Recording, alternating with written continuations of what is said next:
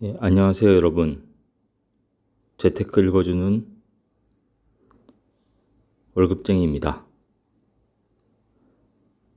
5천만원 건물주 되는 법 2탄.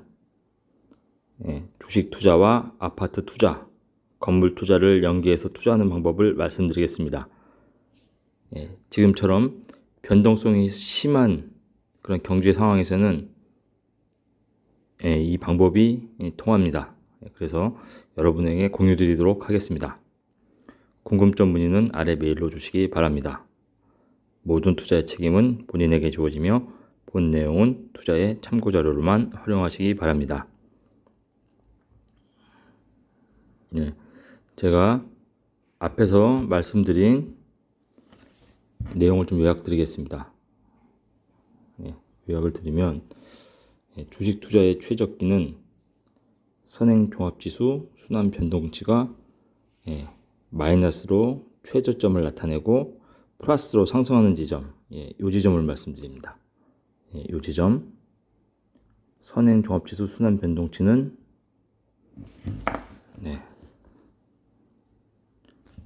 통계청 가서 확인하는 방법 제가 말씀드렸습니다.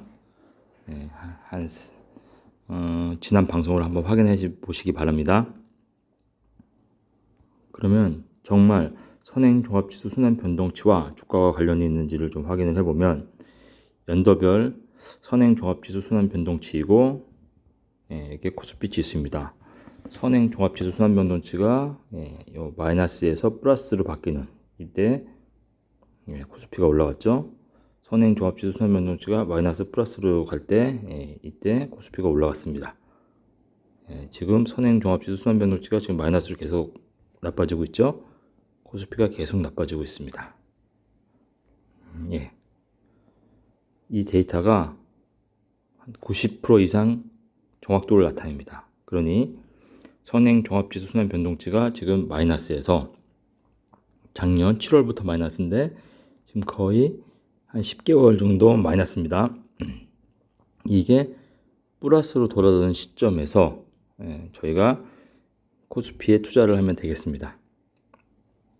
자, 첫 번째 선행종합지수 순환변동치를 본다.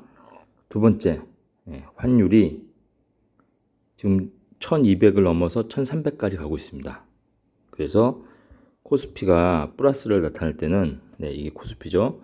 지금 환율이 1200선, 요 빨간 게 1200선인데 1200을 넘어서 1300까지 가게 되면 환율은 코스피는 떨어지죠.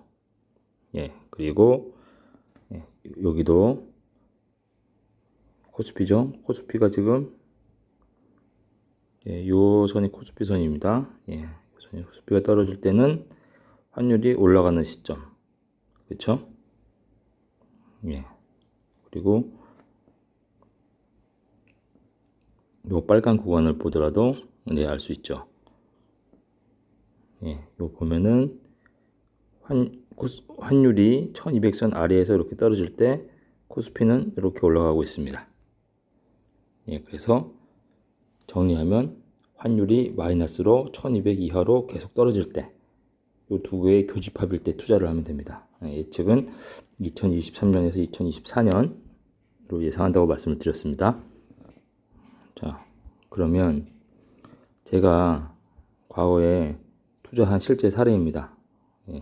제 구독자께서 이 실명이란 계좌를 지우는 게 개인정보 유출에 좋을 것 같다 그래서 이걸 지우고 다시 정리 요약을 했습니다.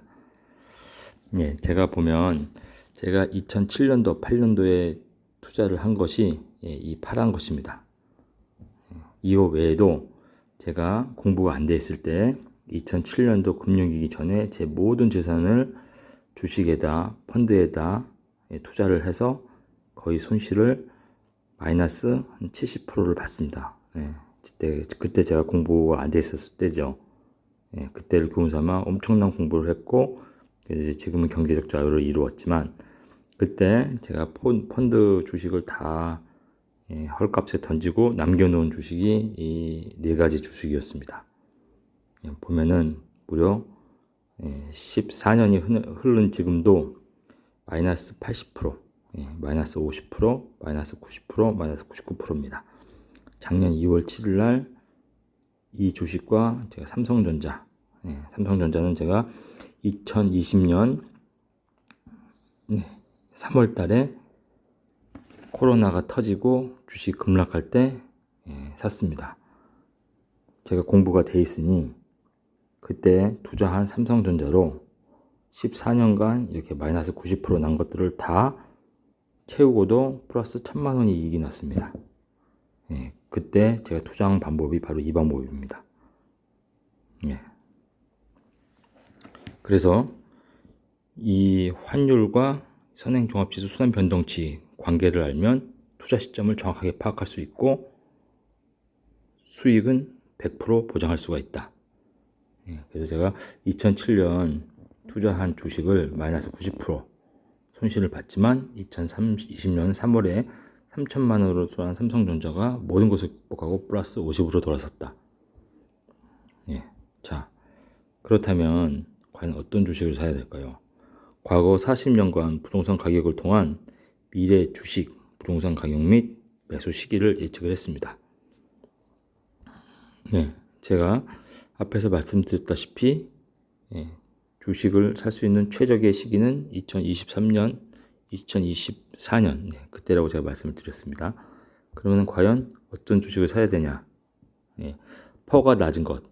퍼라는 것은 시가 총액을 총 단기 순이익으로 나눈 것으로서 주가가 저평가되어 있다는 것을 나타내는 것이죠. 그거랑 EPS 성장률이 높은 것. EPS는 earning per share로서 주당 순이익이 높은 것. 주당 순이익의 성장률이 높은 것을 투자를 해야 됩니다. 그리고 투하자본 이익률, ROE가 높은 것. 자본을 조금 넣는데 이익률이 높은 것. 그것을 투자를 해야 되는 것이죠. 그래서 제가 요약을 드렸지만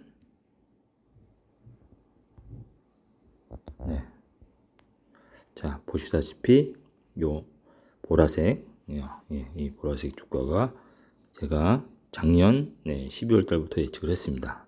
3,300까지 갔다가 지금은 2,500까지 떨어졌죠. 이것이 지금 현재 2022년인데 2022년에 2,500까지 지금 떨어졌고 이것이 2023년까지 왜냐하면 지금 금리 인상이 아직도 미국이 빅스텝, 자이언트 스텝이 남아있고 긴축을 싹 걷어들일 거란 말이죠. 아직도 하방이 뚫려 있다고 보시면 됩니다.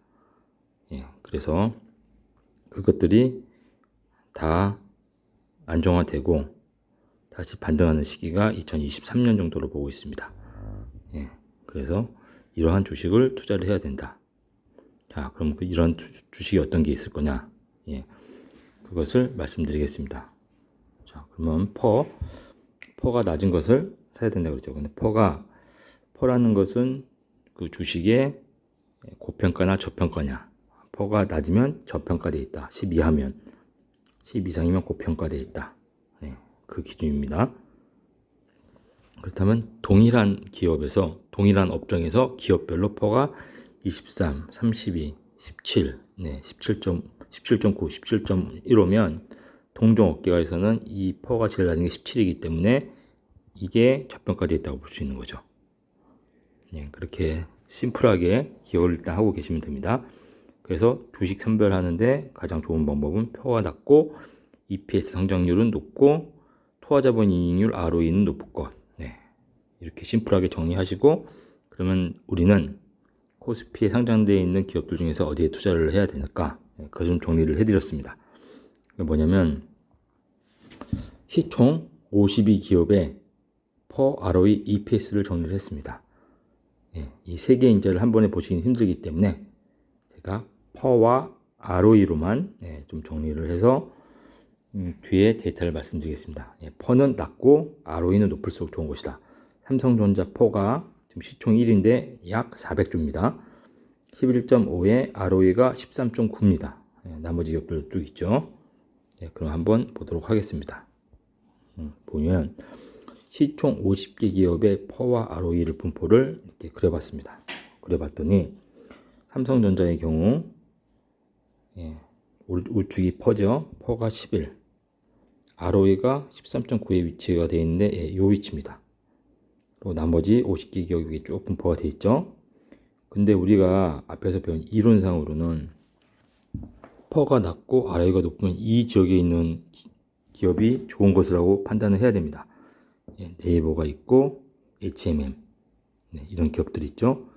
하지만 이 기업들이 정말 경쟁력이 있는 거냐, 그것을 좀 판단을 해보면 저평가 우량주라고 판단되는 지역, 요 지역, 요 지역이 기업이 경쟁력이 있다고 판단이 되나? 반드시 그렇지 않습니다. 왜냐하면 국가의 정책이라든지 기업의 내구성 및 경영 환경 또는 미래가 확실치 않는 세계 경제 이벤트 이런 것들에 의해서 흔들릴 수 있다는 것이죠. 그래서 특히 뭐 네이버, 카카오, 인터넷 기반한 회사들은 정말 변동성이 큽니다. 그래서 꼭 이 기업이 경쟁성이 있다고는 판단을 할 수가 없다. 세계 경제에 대한 이벤트, 예를 들어서 뭐 러시아의 전쟁이라든지 뭐 석유 부족, 미국의 금리 인상, 긴축 또는 코로나 이런 것들을 예상할 수 없죠. 그래서 가장 리스크에 안전하고 미래가 보장되고 현재가 강건한 기업이 어디냐, 그것을 판단해 보면 전체 저희 코스피 상위 50개 기업 중에 삼성전자가 딱 중간에 위치하고 있는 것을 알 수 있습니다. 그만큼 변동성에 대해서 안전하다는 것을 나타내는 것이죠. 그래서 왜 삼성전자를 선택을 해서 제가 저렇게 3천만 원을 다 투자를 해서 과거에 90% 났던 것을 단 1년 만에 커버를 할 수 있었냐? 그것은 퍼와 ROE가 현재와 미래를 감안할 때 시총 80개 기업 내에 대표 지표를 나타내는 에버리지에 있다. 그리고 시총이 약 400에서 445조로 전체의 20에서 25%를 나타내면서 코스피를 대표할 수 있다. 그리고 세계 경제 이벤트와 정책적인 이벤트의 변동성이 적고 지금 미국에서 그리고 우리의 국가에서 윤석열 정부에서 반도체를 밀어주고 있고 반도체는 일정한 주기 사이클이 있기 때문에 안정되어 있다. 그리고 반도체는 희소성이 있고 진입 장벽이 높다. 그래서 경쟁력이 있다. 그렇게 판단을 해서 저는 대표적인 주식인 삼성전자에 투자를 했던 것이고 앞으로도 삼성전자만 가지고 저는 주식을 운영할 생각을 하고 있습니다. 그래서 코스피 지수의 형태와 가장 흡사하면서 고점 대비 저희가 고점이 약 92,000원까지 갔었죠. 지금은 62,000원까지 떨어졌고요. 그래서 저는 1차로 69,000원대에 일부 매수를 했습니다. 그리고 제 목표는 약 한 59,000원대가 되면 2차 매수를 하고 3차 매수는 또 53,000원대가 되면 3차 매수를 하고 이런 식으로 분할로 내년까지 투자를 할 것입니다. 69,000원에 제가 10%를 투자를 했고 59,000원에 약 뭐 20%를 투자를 하고 53,000원에 약 30%를 투자를 하고 이런 식으로 늘려가는 것이죠. 기업에 대해서는 확신이 들었기 때문에 여러분도 한번 검토를 해보시기 바랍니다. 그래서 왜 삼성전자냐 보면 이 파란 것이 코스피 지수입니다. 코스피 지수인데 저희 시총 80개 기업 중에서 대표 기업들을 보면 이 코스피 지수와 가장 유사한 형태를 나타내고 있는 것이 이 삼성전자 빨간 그래프인데 삼성전자는 코스피가 125에서 2600으로 1983년에서 2022년까지 약 200배 선정할 때 삼성전자 주가는 86원에서 65,000원, 지금은 62,000원까지 떨어졌죠. 약 한 800배 정도 성장을 해서 코스피 성장의 4배를 성장을 하고 모양은 가장 흡사하다. 근데 일단 뭐 현재타라든지 또는 삼성증권 같은 것들은 모양이 완전 틀리죠. 대표 기업이지만. 그래서 삼성전자가 저희 코스피 성장과 가장 안전하면서 흡사하면서 성장도 가장 흡사하게 안정되게 하고 대신에 수익률은 4배 이상 난다. 이렇게 판단한 것입니다. 네, 여러분. 젊은 재상이 왕에게 와서 어떻게 하면 시험에 들지 않고 맡은 일을 잘 감당할 수 있느냐고 물었습니다. 왕은 기름이 가득 찬 잔을 주면서 1시간 안에 자신이 말한 거리를 돌다가 오라고 했습니다. 기름을 흘리거나 정한 시간에 늦으면 엄본에 처할 것이라고 하면서 칼을 든 군인에게 그를 뒤따르도록 했습니다. 젊은 재상은 땀까지 흘려가며 기름을 흘리지 않고 제 시간에 도착하기 위해 모든 신경을 기름이 가득 들어있는 잔에 썼습니다. 그는 무사히 제 시간에 한 방울의 기름도 흘리지 않고 돌아왔습니다. 왕은 만족스럽다는 듯이 웃으며 그를 칭찬해 주었습니다. 그리고 질문을 했습니다. 너는 모퉁이의 구둣가게를 보았느냐? 못 보았습니다. 그러면 그 건너편에 있는 술집은 보았느냐? 못 보았습니다. 그러면 너는 무엇을 보았느냐? 저는 아무것도 보지 못했습니다. 오직 기름을 흘리지 않고 시간 내에 도착하기 위해 모든 관심을 기울였을 뿐입니다. 제 마음속에는 오직 기름병이 있었을 뿐입니다. 왕은 젊은 재상에게 이렇게 말했습니다. 이제 알았느냐? 내가 맡은 그 일에 충성하기 위해 온 정성과 힘을 기울이면 절대 시험에 빠지는 일이 없을 것이다. 원하는 것을 이루기 위해서 온 정성과 힘을 기울이면 주변의 시험에 절대 빠지지 않고 온 정성과 힘을 기울이는 올바른 삶을 통해서 원하는 것을 이루고 사회에 베푸는 여러분이 되셨으면 합니다. 맺은 말입니다.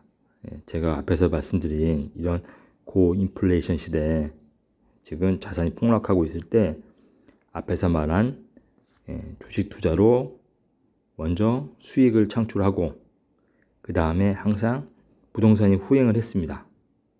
그러면 부동산은 전세가는 떨어지지 않고 매매가가 떨어지는 현상이 발생합니다. 그때 전세를 끼고 갭 투자를 해서 아파트를 구입을 하고 주식으로 창출한 수익이죠. 그리고 그것을 바탕으로 또 건물을 매수를 할 수 있는 것입니다. 그 프로세스는 제가 앞으로 더 말씀을 드리겠습니다. 오늘 내용이 도움이 되셨다면 구독과 좋아요 부탁드립니다. 감사합니다.